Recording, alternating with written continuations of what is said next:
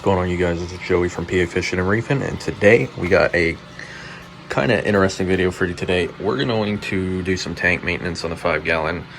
As you can see, I did upgrade the light to the 20-watt Night Crew marine light. It's doing pretty good, but the problem is we're growing some diatoms and some green hair algae, as you can see on the power head there, and it's pretty dirty in here. So we need to do some work with this. So first of all, I'm going to get my grabber here and take some of the things out. Like, I'm taking the breeder box out that I have the coral on the second anemone in, because I have to clean that off because it's getting covered in algae as well. And then after that, we're going to scrub the rocks with a toothbrush and then get the algae scraper right there and clean some of this algae off the glass. After that's done, I'm going to kill the power on the power head, and I'm going to do a 1-gallon water change. So hopefully that will help a little bit. So let's get to it. I'm going to take this stuff out now. Alright, so we got the breeder box out with the coral in it, and now we're going to clean up some of this nasty green algae.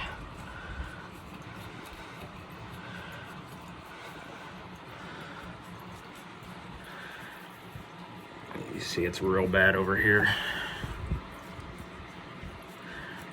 We're going to get a toothbrush and start scrubbing it too. That'll help with the glass a little bit.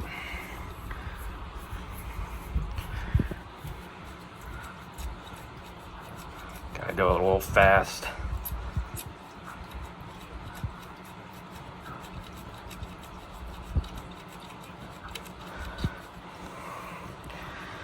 This is just the process of it getting cycled, my friends. This is absolutely normal having algae like this.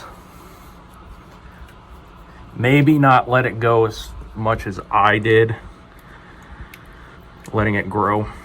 Cut back on the lighting a little bit is my recommendation. Have a nice lighting schedule to where the light's not too bright and on too long, but also enough light to be able to grow your corals and anemones that are in here. As you can see, we got most of this side completely clean. It looks a lot better. The smudges that you see are from the outside. Water got off the side of the external glass, so I have to wipe that down with a microfiber cloth. But like I said, everything's getting clean now, and I will get back to you guys as soon as all of the glass is clean. Okay guys, I got most of the algae off of the glass, almost all of it, and the back. I'm gonna finish the rest of it off with this toothbrush that I have right here.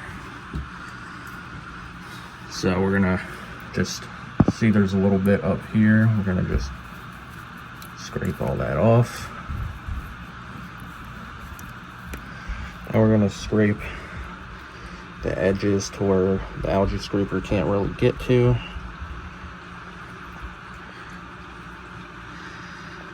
That way,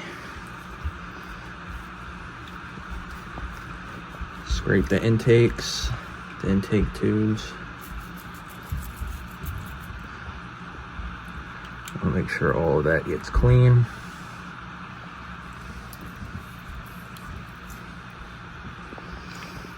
Yeah, very nasty in there right now, but we're gonna do a water change.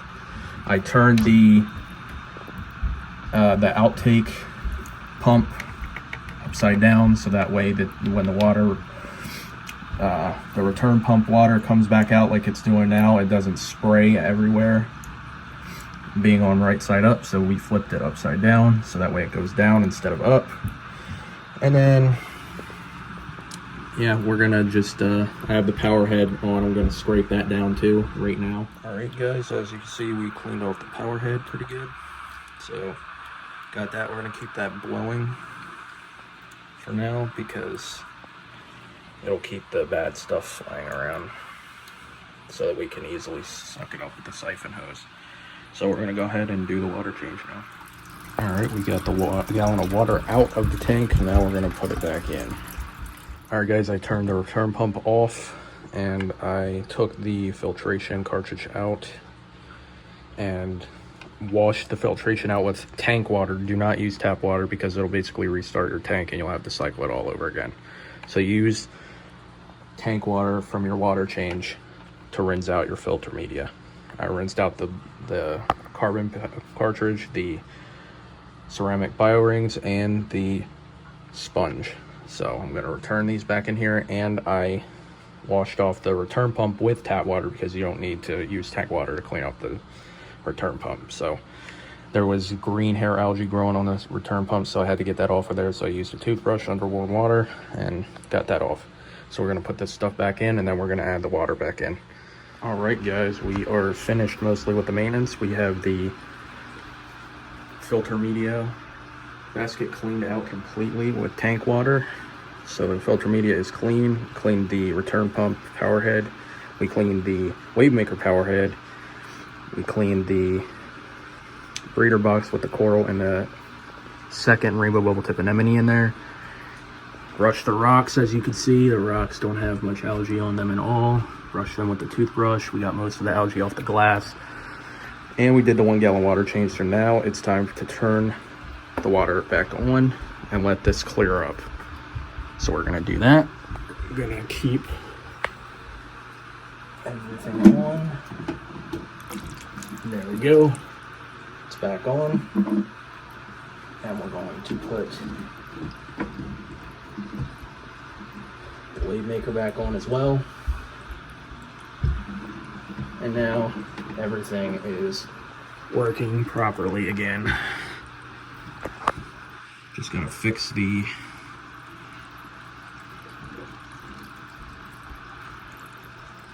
breeder box here. It kind of got loose, so we're gonna clear it out real quick. There we go. Breeder box is good. Tank is back in business. Return pump's working great. The power head's doing its job. It's gonna blow all that stuff towards the intake, and then the intake's gonna suck it up through the filtration and back out through the return pump.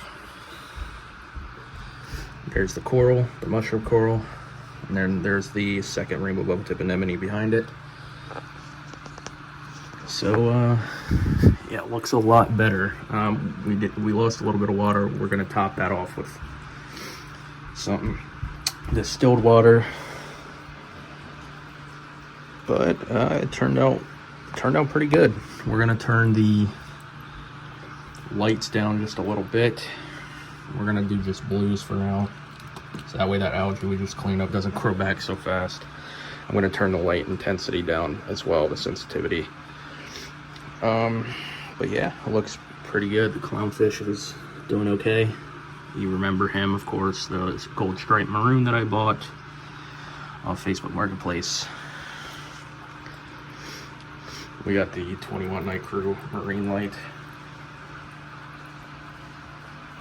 Doing pretty good. There's the other rainbow bubble tip anemone right here. I don't know if you can see him very well because of there he is. But yeah, there's the tank all cleaned up. I'm gonna put the light on real fast, or the lid. And there we have it, guys. Tank is on. I cleaned the lid because the lid even had green algae growing on it too, which was crazy. The lid is spotless as well. So is the glass. Tank's looking much better. It's crazy what a little bit of maintenance can do to a aquarium. But it looks very, very good.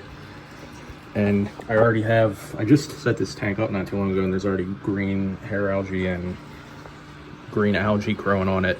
I barely got any diatoms, and that's mainly because, like I said in the setup video, I was using already established filtered media and already established tank water from my main display. So if you use that, you'll basically run right through the diatom phase. I only had very little diatoms in this tank.